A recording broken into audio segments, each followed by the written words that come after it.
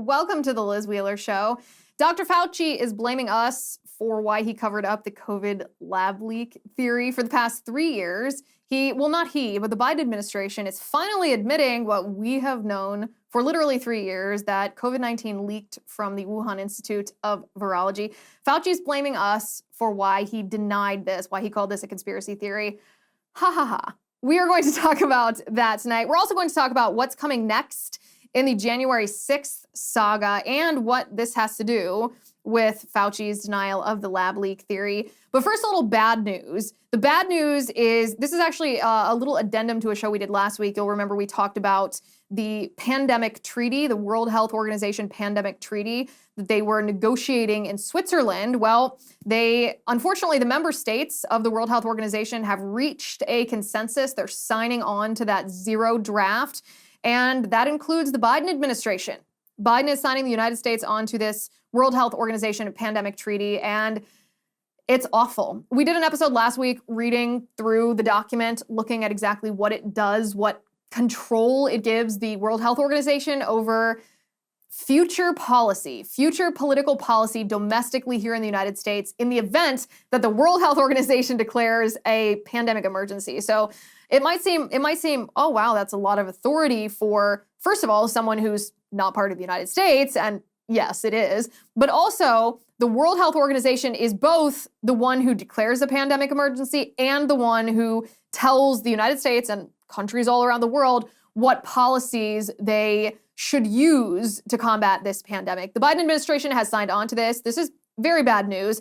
There's a little legal gray area whether Biden can sign on to a treaty without formal Senate ratification of that treaty. Biden is certainly going to try. They've inserted into this treaty some very, not nuanced, but sneaky language. They've used what's called provisional language that allows it to take effect, allows this pandemic to take, or not the pandemic, but the treaty that the pandemic is assuming will happen, allows this treaty to take effect provisionally until the Senate has either ratified it or not. So it's a little bit of a legal gray area whether it has the binding force of law. But I think we all know that the Biden administration is going to treat it as if it has the binding force of law unless the Senate does something about it, or the US Congress. And that brings me to my point. What can you do about this? It's infuriating to sit here across the world as the Biden administration signs this document in Switzerland, giving an organization that's part of the UN that has nothing to do with our country. These are not American citizens. This is not a representation of us. This is not our Congress.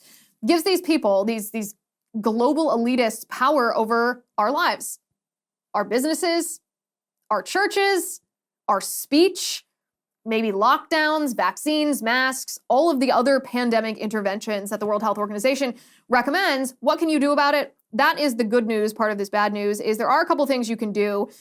You can call Congress and you can push your Congress member to take action. There are several things your member of Congress can do to stop the Biden administration in its tracks. The first is called H.R. 79.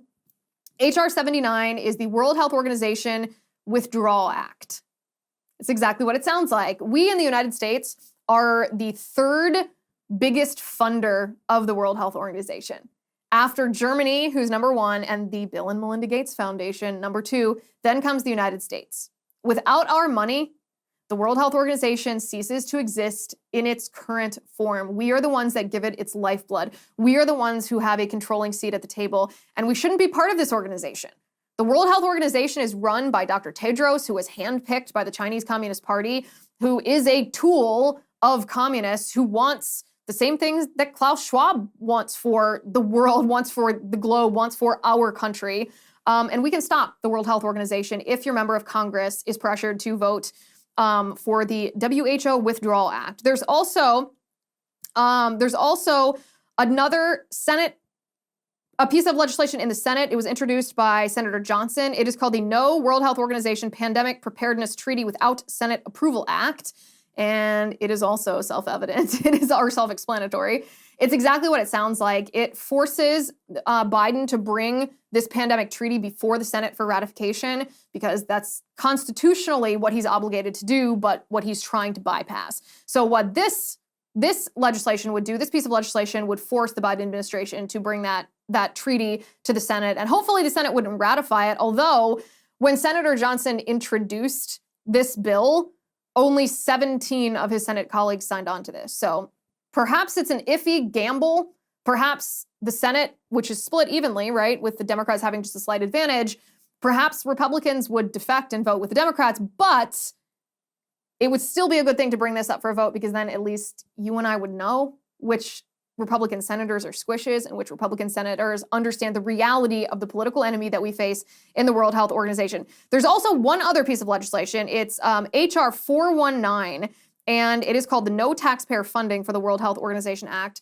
It's essentially the same as the first HR 79, the WHO Withdrawal Act, except for, I don't know that it formally withdraws the U.S. from the World Health Organization, but it does prevent taxpayer funding from funding the World Health Organization. So all of the above are my choice. This is up to us now to call your member of Congress, write them a letter, send them an email, talk to them at their town halls, tell them that there's something that they can do and that we, as their constituents, this is what we hired them to do. They need to act on our behalf.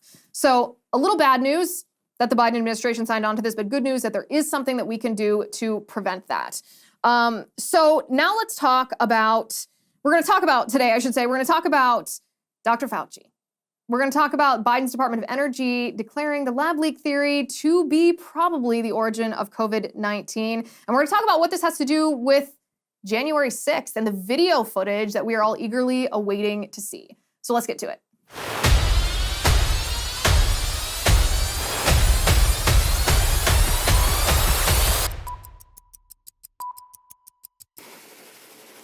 I like American Hartford Gold because, is it just me, or does the future feel more insecure and uncertain by the day? At every turn, it feels like we're getting less for more, while record high inflation, soaring interest rates, and the looming recession are threatening our businesses, our jobs, and our retirement funds. Even Fed Chair Powell warned us to brace for more pain. I don't want to brace for more pain. Fortunately, there is a way to secure your hard-earned nest egg and hopefully avoid this pain. You can do what I did. You can call the only precious metals dealer that I trust, American Hartford Gold. They make it simple and easy to protect your savings and your retirement accounts with physical gold and silver. With one short phone call, they can have physical gold and silver delivered right to your door or inside your IRA or 401k. American Hartford Gold is the highest rated firm in the country, with an A+ rating from the Better Business Bureau and thousands of satisfied clients. If you call them right now, they will give you up to $1,500 of free silver on your first order. So don't wait. Call them now. Call 866-781-7499. That's 866-781-7499. Or text Liz to 65532. Again, the phone number is 866-781-7499. Or text Liz to 65532. Okay, before we actually get to the Dr. Fauci thing, one thing that I was thinking about that I wanted to add, this is an addendum to yesterday's show. Yesterday's show, we talked about the creator of the Dilbert comic strip, Scott Adams, being completely canceled. I think every newspaper now has removed his comic strip from publication. Every website that he syndicated or licensed it to has removed it. He had a book deal canceled. He's undergoing literal cancellation. These leftists are trying to socially ostracize him. They're trying to ruin his livelihood because he made an episode of his show about that Rasmussen poll that showed that 47% of Black people don't think it is, quote, okay to be white, or aren't sure that they think it's okay to be white. Scott Adams did an episode of the show, or did an episode of his show about this. And then I talked about, obviously, the backlash against this was, oh, Scott Adams is racist for calling the Black people who believe this about white people, calling them a hate group. He said he didn't want to live near Black people who believed this. He said he thinks that there should be sort of a national divorce, but he divided it along racial lines. And a lot of people were saying, well, Scott Adams is a racist. That's the justification the left is giving for why they canceled him, why they removed his comic strip from newspapers and magazines and websites. And I did a whole episode yesterday breaking down the nuances of this. If you haven't watched it, I highly recommend that you do, because this news story is a news story that's just going to keep going.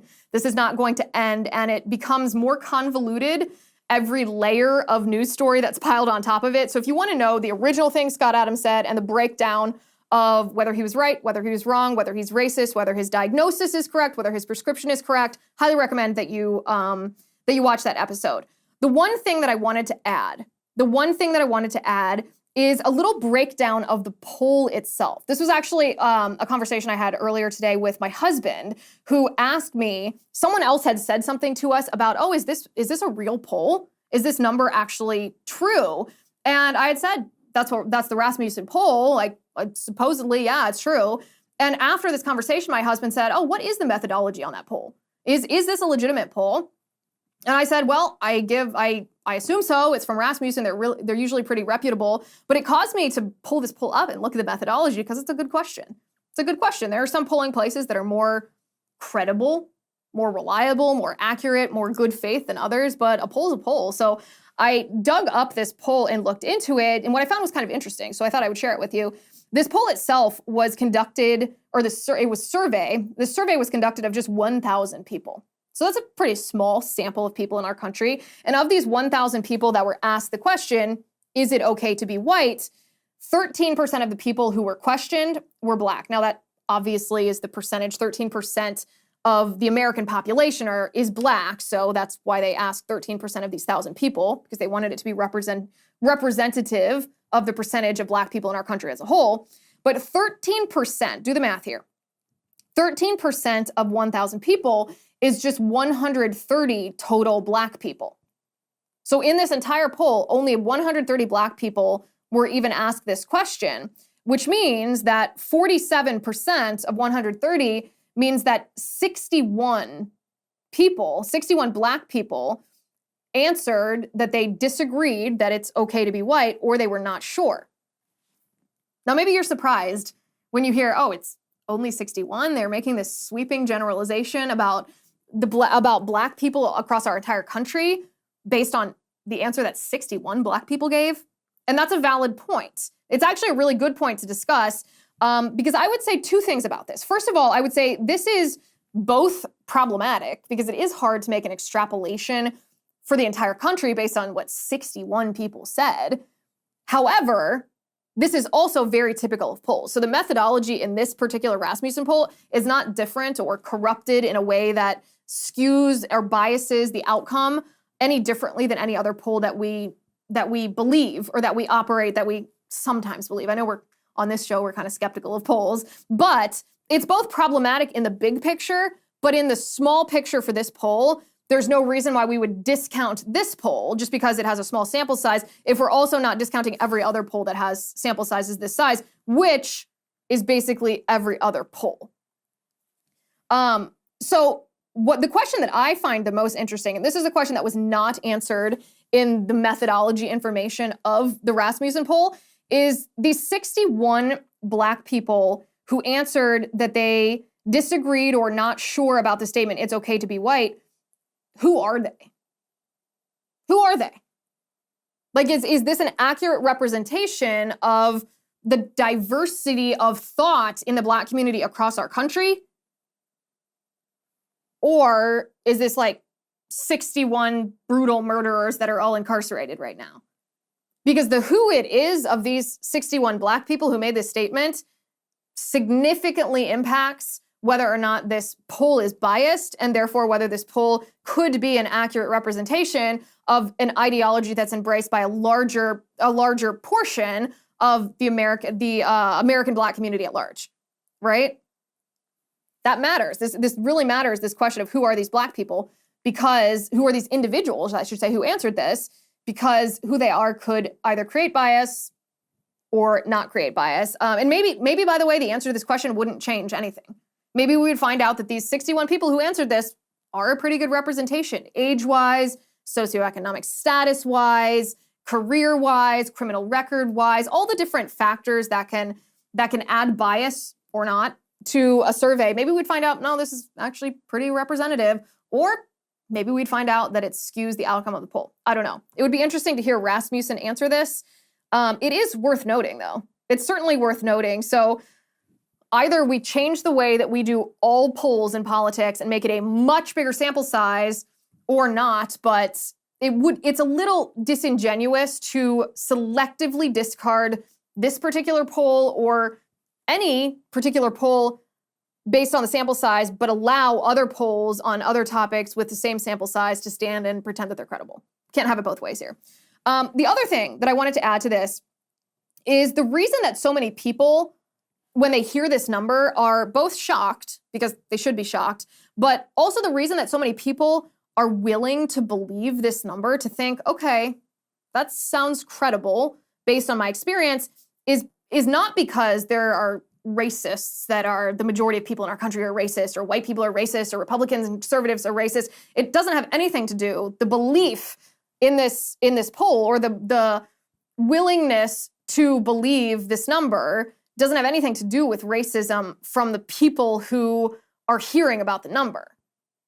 But it does demonstrate to us, it does illustrate to us how pervasive the racist ideology of critical race theory has become in our country. And the reason so many people are willing to say, well, that sounds like a horrendously large number or percentage, a horrendously large percentage of Black people, but okay. The reason they're willing to believe that is not because they inherently believe something negative about Black people based on the color of their skin. It's because so many people in our country have seen and been impacted by the critical race theory that's in our workplaces, that's in our corporations, that's in our media, that's in our school systems. And they say, you know what? I find it believable that this many Black people who've been targeted specifically by critical race theory have fallen prey to critical race theory. So the belief in this poll, or the willingness to believe, has nothing to do with racial bias or racial animosity. It has everything to do with the pervasiveness of critical race theory. And that is a reflection of the radical leftists who are criticizing conservatives for taking this poll at face value. It's just another attempt by the left to gaslight conservatives because they don't want to address. What they don't want to do is they don't want to look at this poll and this story about Scott Adams being canceled and the bombastic, extreme things that he said, his proposals, which you can separate from his diagnoses, which I talk about at length in my episode from yesterday. Again, go listen to that if you want to know. I'm not gonna reiterate my entire breakdown of every single sentence that he said on his show. I did that yesterday. But the left would rather talk about Scott Adams and accuse him of racism versus looking at the 47% of Black people in this poll who said that they don't believe that it's okay to be white. They don't want to look at that. They don't want to say, that is racism.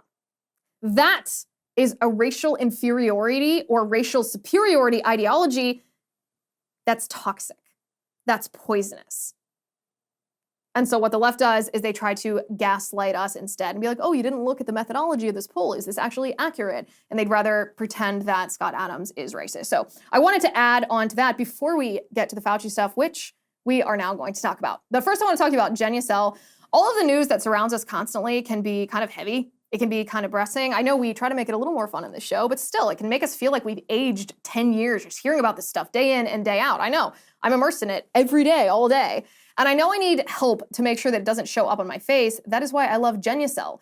Do you know how many skincare products I've tried? Do you know how many don't work? Do you know how exciting it is when it finally feels that I found the secret to great skincare? I'm not the only one who feels this way about Genucel. Let me read you a note that was sent to me from a woman named Mary who lives in North Carolina. She writes, my husband and I both noticed that our skin is softer and smoother after having used Genucel. Our skin looks brighter, our wrinkles look softer and less noticeable, and the bags under my eyes are less visible. And best of all, they're easy to use and apply even for my husband. That's right, Genucel products target your problem areas like dark spots, skin redness, bags under the eyes, even a sagging jawline, and it works for men and for women of all skin types. Right now, Genucel's most popular package includes their new probiotic extract moisturizer for visibly healthier, more youthful-looking skin, absolutely free with every most popular package order. Just go to Genucel.com/Liz for surprise savings at checkout, and any subscription order includes a free beauty box plus free shipping. That's GENUCEL.com/Liz, Genucel.com/Liz. Okay. So the Wall Street Journal published an article. I want to bring up exactly what date and time they published this. The Wall Street Journal published an article on February 26th at 4:29 p.m. Eastern Time. This is February 26, 2023, I should note. That's actually the pertinent part of that date. The Wall Street Journal published an article titled Lab Leak, Most Likely Origin of COVID-19 Pandemic, Energy Department now says U.S. agency's revised assessment is based on new intelligence. So this article has created quite the fanfare, and I gotta tell you, I laughed when I saw this headline, or the sub-headline, that said this new assessment is based on new information. I thought, oh yeah, okay, congratulations, Department of Energy, for finally acknowledging what, well, you and I have known for almost 3 years, that COVID-19 was not spontaneously passed from animals to people in some Wuhan wet market, but was the result of a lab leak at the Wuhan Institute of Virology. Thanks for catching up. I'm sure you spent an untold number of our tax dollars to come to this conclusion when we could have told you the reality. Only would have charged you $10 for this. So the most important thing here is this sentence, and I want to read you this exact line here. So it says, the U.S. Department of Energy has concluded that the COVID pandemic most likely arose from a laboratory leak, according to a classified intelligence report recently provided to the White House and to key members of Congress. The shift by the Energy Department, which previously was undecided on how the virus emerged, is noted in an update to a 2021 document by Director of National Intelligence, Avril Haines' office. The new report highlights how different parts of the intelligence community have arrived at disparate judgments about the pandemic's origin. The Energy Department now joins the Federal Bureau of Investigation in saying the virus likely spread via a mishap at a Chinese laboratory. 4 other agencies, along with a national intelligence panel, still judge that it was likely the result of a natural transmission, and 2 are undecided. This is the key line, though. The Energy Department's conclusion is the result of new intelligence and is significant because the agency has considerable scientific expertise and oversees a network of U.S. national laboratories, some of which conduct advanced biological research. Advanced biological research. So let's focus just on that sentence for a second. New information. This is wildly unbelievable, to put it lightly. This is not because of new information. The Department of Energy has reassessed what they believe was the origin of COVID-19, and then they put it in a classified document, they briefed Congress, and then they leaked it to the Wall Street Journal because they wanted this article to be published. This is not because of new information. And we can tell that because you and I knew the origin of COVID without any access to classified information. We don't have the sources, we don't have the intel apparatus, we don't have the surveillance capabilities of the federal government. And you and I knew this just based on open source information and a little cursory investigative journalism. It was very easy to figure this out. The reason the Department of Energy, and this is illustrative of the entire Biden administration, this is not just the Department of Energy itself, but the reason the Biden administration wouldn't acknowledge the origin of COVID-19 is because Dr. Fauci, who until 2 months ago was in charge of all of this, needed the reason why the virus leaked from the Wuhan Institute of Virology to remain undercover. He needed that reason why to remain hidden, and he knew if he so much as acknowledged the possibility that the virus had leaked from the Wuhan Institute of Virology, the first question on everybody's lips would be, well, why? How did that happen? And he needed the reason kept in the dark. He needed that reason hidden because ultimately it was his fault.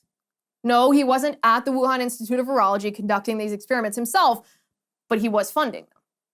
He was in charge of the NIAID, which is a sub-agency of the NIH. He gave grants to EcoHealth Alliance, who in turn subcontracted this research, this money, your taxpayer money and mine, to the bat lady, Dr. Shi, at the Wuhan Institute of Virology, who conducted gain-of-function research on bat-derived coronaviruses, which gain-of-function research juices up these viruses to make them more transmissible and more lethal to humans. This is against the law. This is against U.S. government policy. It's not allowed. It's prohibited because it's wrong, it's dangerous, and it's unethical. Why? Because of things like this. Because even Dr. Fauci 10 years ago admitted that gain of function, while he said possibly potentially useful, has a huge drawback because there are lab accidents all the time. Things get leaked. Things aren't kept contained. And when people become infected with a virus that has been deliberately juiced up, this is the same thing as biological warfare. The only difference is the intent. That's biological warfare, is taking viruses that have been manipulated to be lethal against human beings and releasing them on the public in order to kill them. Well, what happened to the Wuhan Institute of Virology was the same thing, just without the intent of war, without the intent of human destruction, but the action is the same. And gain of function is the thing around which it all revolves. Dr. Fauci funded that, although they pretended that it wasn't gain of function. He denied it repeatedly to Rand Paul in the Senate, but we know the truth. Fauci knows the truth. Fauci needed to cover up the origin of COVID-19 because he knew if he so much as admitted there was a possibility that it leaked from that lab, he would be under the microscope. He would be asked, well, how did this happen? And we would soon find out what we found out anyway. Didn't need him to tell the truth. We found out anyway that he was partially responsible for this leak. The White House, however, came to the defense of Dr. Fauci. The White House, Karine Jean-Pierre, the press secretary, was asked about Fauci, and Francis Collins, who is the head of the NIH, so ostensibly Fauci's boss, more like a partner in crime, Karine Jean-Pierre was asked about Fauci and Francis Collins in an email describing the lab leak theory, not just as unlikely or something that they were denying, but labeling it as a conspiracy theory, and this is what she answered. One more on the lab leak news from the Department of Energy. With all of this information coming out, and obviously the president had ordered a multi-agency effort that included the Department of Energy to try to, get at the origins question. But looking, with hindsight 2020, and now these conclusions coming out from parts of this administration, was it prudent to have at the time some administration officials voicing support for one origins theory over another, like Dr. Fauci did in a couple instances? He said, my belief is that it's most likely natural transmission. Dr. Collins at one point sent an email to Dr. Fauci that was discussing the lab leak theory as a conspiracy theory. So given where we're at now, looking backward and with respect to how we talk about these things, if it ever happens in the future, is it prudent to have members within the administration voicing support for one theory over another if there isn't a consensus of that? So I do want to speak to Dr. Fauci because the political attacks on someone like Dr. Fauci, who and public officials more broadly, but Dr. Fauci, who has spent his career saving lives, whether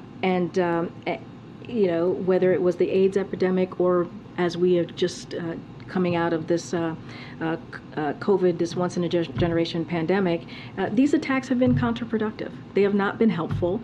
This is someone, again, who has spent his almost entire career fighting for the well-being, the health of the American people. And so I just want to call out the political attacks. I think, again, it's not been helpful. Dr. Fauci himself has said he agrees with the president that we needed to get to the bottom of this, to get to the bottom of where COVID originated. And that's what the president did from almost certainly the first few months of his administration.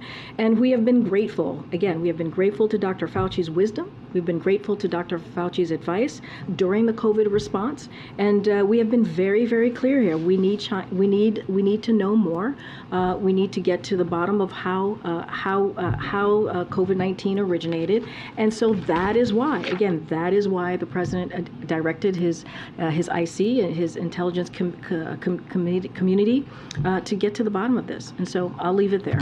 More broadly than Dr. Fauci, though, I guess what I'm getting at is there was not so long ago a point where anyone asking the question of whether a lab leak was a credible theory that should be looked into, a lot of those people were derided as fringe, conspiracy theorists. So are there lessons learned, looking back about how we discuss theories when we don't have all of the answers? So here's what I can tell you is the president's commitment to getting to the bottom of this, right? That is what's the most important, so that we can we can share this with Congress, we can share this with the American people. That is why he asked the IC to do its work. And right now, there is no consensus. There is no consensus. You heard this from Jake Sullivan yesterday. You heard this from my colleague just moments ago. And we're going to do everything that we can. The president is asking his team to do everything that they can to figure out where it originated, because of what could potentially happen next, because of the potential of having another pandemic. And I think that's what's most important. That's what the American people should have confidence in, is that you have a president that wants to get to the bottom of this. Go ahead, Kelly. She is the worst, best press secretary in history. She's the worst because it gives you actual physical pain to watch her, because she's so unable to speak coherently. But at the same time, she manages to drone on for that was probably 3 minutes and not actually say anything. So she's a perfect representation of the Biden administration. One phrase she mentioned, though, she mentioned Dr. Fauci is dedicated to saving lives. I want to talk about that. But first, I want to talk about 4 Patriots. 4 Patriots I think you'll like too, because experts have been warning us that a food shortage could be coming to the United States due to drought, inflation, and particularly new political policies that are pushing America's food supply near its breaking point. It's why survival food is more important than ever. I highly recommend that you create your own stockpile of the best-selling 4 Patriots survival food kits. It's not ordinary food in these kits. We're talking good for 25 years, super survival food in case of an emergency. The kits where the food is stored, they're compact, they're sturdy, they're water resistant, they stack easy, so they're really easy to store. They have different breakfasts, lunches, dinners, and by the way, you can make these meals in less than 20 minutes. Super easy, you don't have to be a chef. Just add boiling water, simmer, and serve. And right now, you can go to 4patriots.com and use my code Liz. I got you a good deal. You can get 10% off your first purchase on anything in the store. Just go to 4patriots.com and use code Liz to get 10% off. That's 4patriots.com. Use code LIZ to start building your own stockpile today. Okay, so that phrase that Karine Jean-Pierre uses, Dr. Fauci has dedicated his life to saving lives. Hold on just a second. Let's back up there. And I'm not talking about backing up to analyze Fauci's role in the AIDS crisis. I think that Fauci let's just say this. Fauci used the same playbook for COVID that he had perfected during the AIDS crisis, where he took over medical laboratories by nature of funding them or not funding them based on whether they served his purposes. He's highly tied to big pharma. This COVID, the way he handled COVID was not new. However, what I want to focus on today is how Fauci responds to the Biden administration's intelligence community's assessment that the lab leak theory is the most likely origin of COVID. This is what Fauci, I want to read this exactly. This is what Fauci said to the Boston Globe. He said, "The only way we'll know about the origin is if China opens up and we get American scientists, Canadian scientists, Australian scientists to go there to China and do the kind of surveillance in the wild. The problem is that they have attacked," he's talking about the other side, critics, you and I, "they've attacked the Chinese so badly. The Chinese authorities act suspicious even when they have nothing to hide." I read this and I thought, I actually had to read this twice because I thought, oh my goodness, Dr. Fauci is actually blaming us for criticizing the Chinese Communist Party as the reason the Chinese Communist Party is not being transparent about the origins of COVID-19. Like this guy, gaslighter of the year. And remember the definition of gaslighting here. The definition of gaslighting is to make someone else feel crazy, out of their mind for holding a certain position. This is what Dr. Fauci, he is the king of gaslighting, of all the nerve to blame us. If we criticize the Chinese Communist Party, it's our fault that the Chinese Communist Party isn't transparent enough, that they act defensive, they act suspicious even when they have nothing to hide because of our criticism. Yeah, it's our fault. That's right. It's our fault. That's why the Chinese, that's why Xi Jinping is being so shady about this. It's not because they've been doing shady things. It's not because the communists have been taking advantage of people just like Dr. Fauci to get American taxpayer funding of what's essentially bioweapons research that they then intentionally or not unleashed on the world. That's caused, 7 million deaths is the official number. And I know some people like to quibble with what actually caused the deaths, but there's no doubt that COVID-19, the virus, has wreaked havoc on our globe. but it's our fault that we don't know the origin of COVID-19. That's what Dr. Fauci says.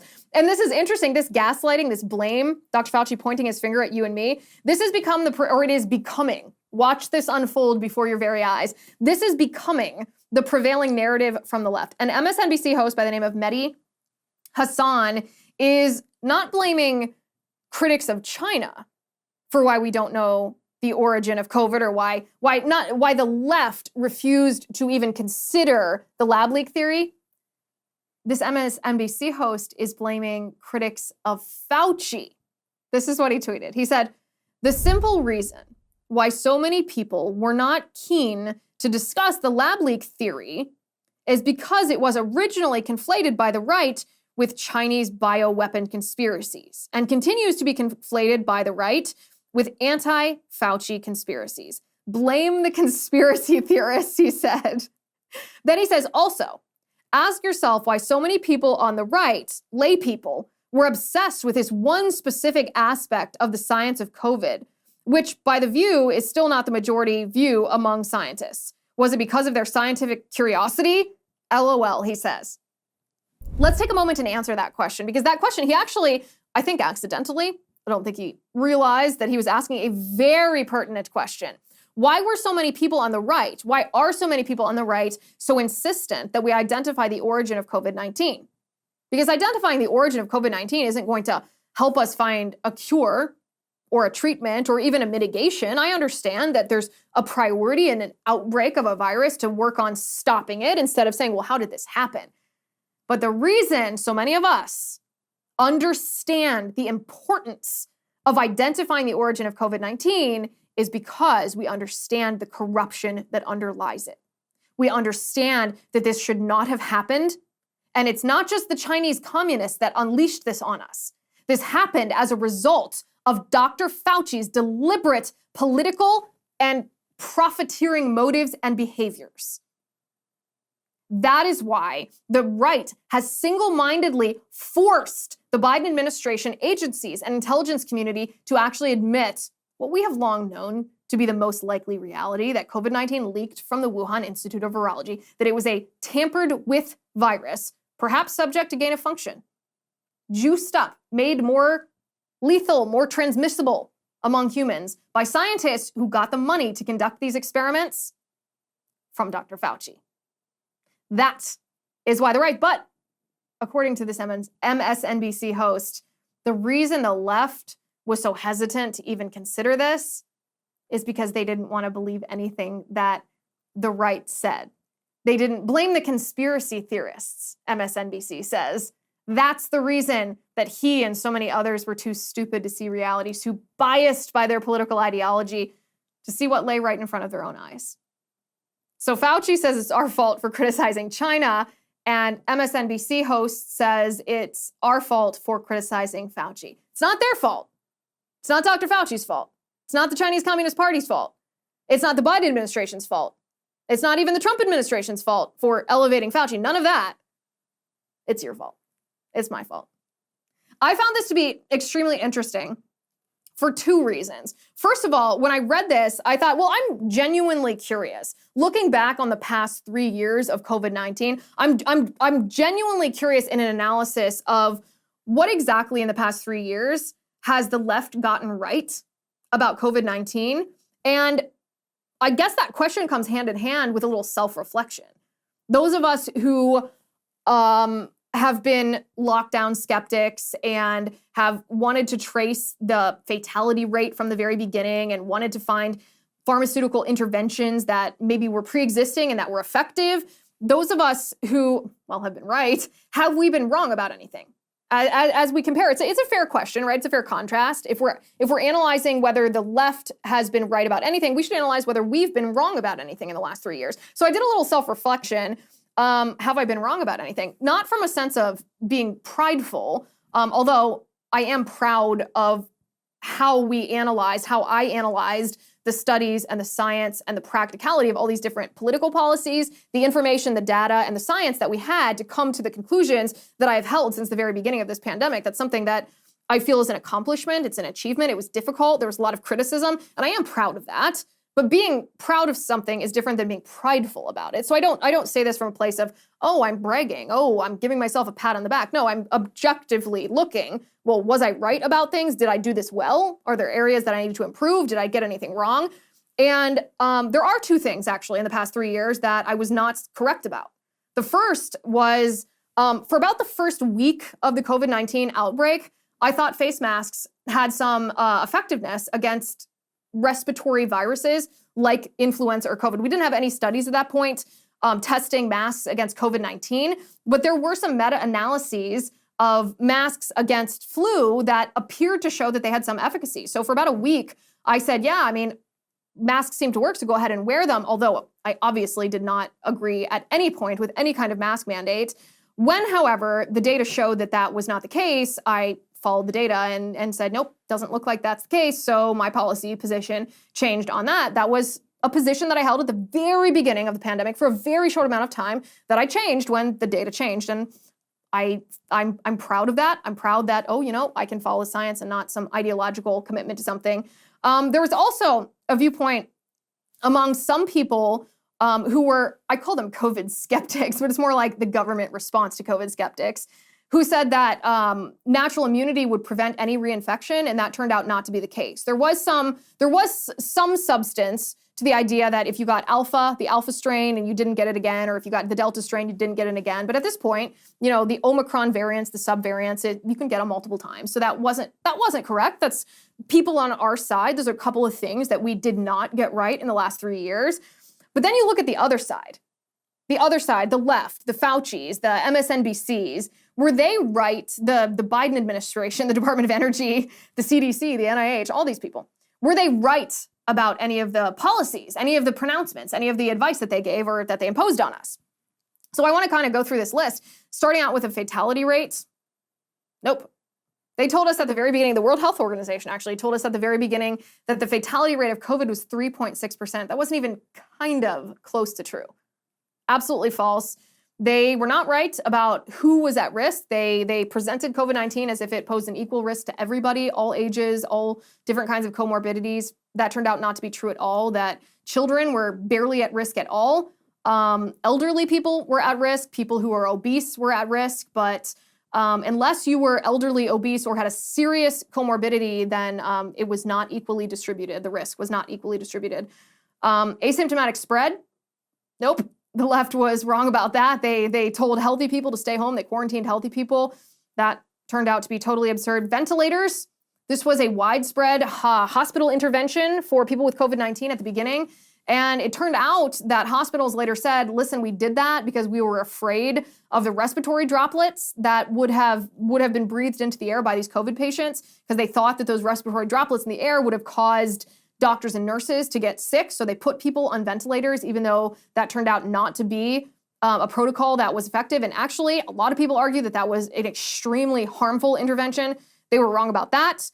PCR testing, they were certainly wrong about PCR testing. They did PCR testing so extreme, so many rounds of it, so many magnification levels that it identified dead virus in people that were completely asymptomatic. So certainly not contagious. Masks, lockdowns, business closures, schools being closed. They were wrong about all of these things.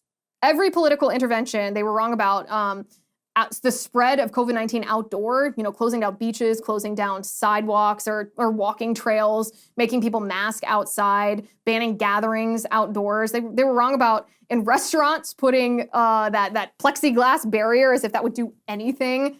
Social distancing, they were wrong about that. Vaccines, hospital overcrowding, they were wrong about everything. I can't find one thing that they were right about, and they were wrong about the natural origin of COVID-19 versus the lab leak conspiracy as well. So if you're analyzing who was right and who was wrong, it's almost 100% right, those of us who were skeptical of the claims from the World Health Organization from the very beginning about COVID-19 and spoke out immediately against lockdowns and social distancing and forced masking and all of that and the shuttering of our society. We were right about everything. And the other side, the side with the political power, The government officials, the public health officials, the World Health Organization, the UN, the CDC, the NIH, the administrative state, they were wrong about everything. Everything. Those who claim to be the experts, they claim to be the science, they were wrong. And we were right. Here's the interesting part. The interesting part is, this is where January 6th plays into it. We are going to see the exact same thing happen once we're able to view that 40,000, 44,000 hours of footage that Speaker of the House Kevin McCarthy gave to Tucker Carlson from around the Capitol on January 6th. Once we see what happened on January 6th, we're going to see this same pattern of gaslighting happen to us, but about January 6th. And this is actually the same playbook. Let's back up just a little bit. This is the same playbook that the left used a couple years ago when the IRS targeted conservatives. You remember this. It was the IRS targeting the Tea Party, and they would identify terms like patriotism and eagle and liberty, and they would deny tax-exempt status to organizations that use those names because they were trying to stifle and censor and cancel conservatives. At first, how did the IRS handle this? Well, they denied it.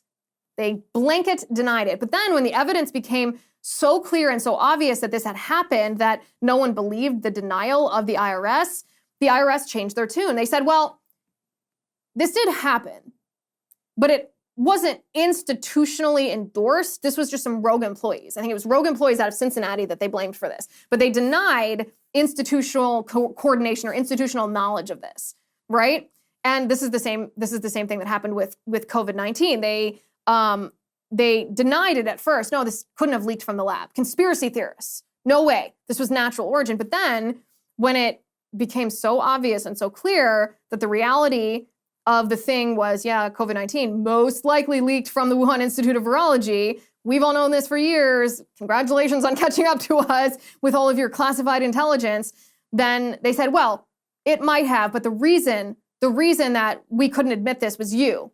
You know, the reason that we don't know this for a fact is because you are criticizing the Chinese Communist Party. The reason we can't believe this is because we didn't believe anything out of the mouths of conspiracy theorists. So it's denial, and then it's gaslighting, and then it's minor admission of wrongdoing, but blaming it on a rogue employee or blaming it on you and me. Thank you for watching. Thank you for listening. I'm Liz Wheeler. This is The Liz Wheeler Show.